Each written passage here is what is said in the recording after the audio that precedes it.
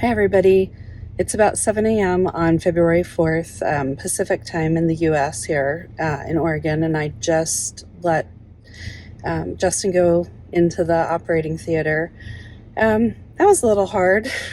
I'm holding up pretty well, but watching him get wheeled away was hard. So, Yes. Alright. We'll have hands inside the vehicle at all times. Love you. Bye. Love you. That took too long, right? Bob, kicking noise again. Of course.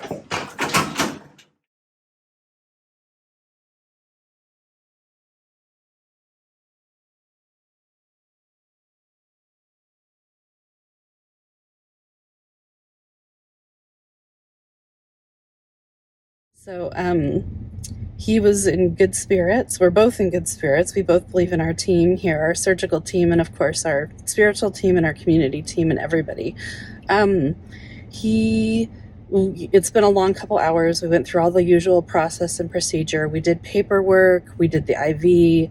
They came in and did another EKG this morning. He did have some bacteria results from his lab yesterday, so they put the antibiotic in his nose and they did an extra chlorhexidine bath. They also had the anesthesiologist come in and talk with us. He was really nice. That was our first exposure to him, Dr. Kolmar.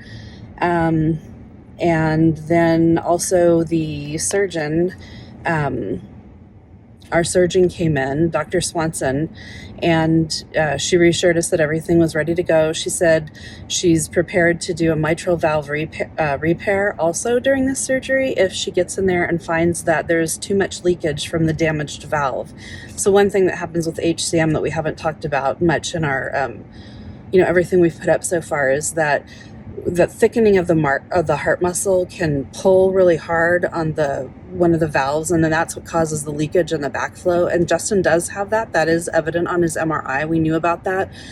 The question is, how much damage has been sustained over time by that mitral valve, and will it go back to its natural shape once the heart is thinned, once the heart muscle wall is thinned, or is it going to need a little bit of repair itself, the actual mitral valve?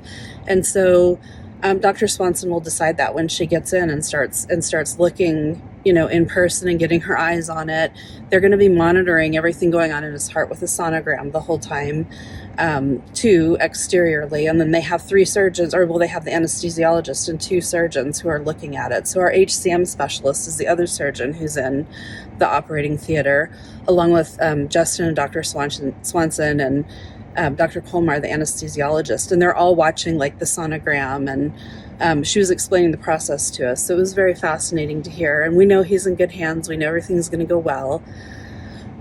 They came in and gave him a Valium, and by the time he went back, I could tell maybe it was starting to take effect a little bit. He kind of had, I felt him sort of relax. I felt his any anxiety that may have been lurking kind of ease up. And so I was really happy about that.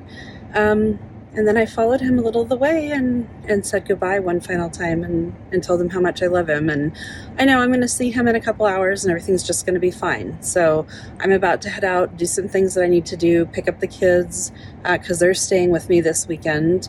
And I'll check in a little bit later if I can.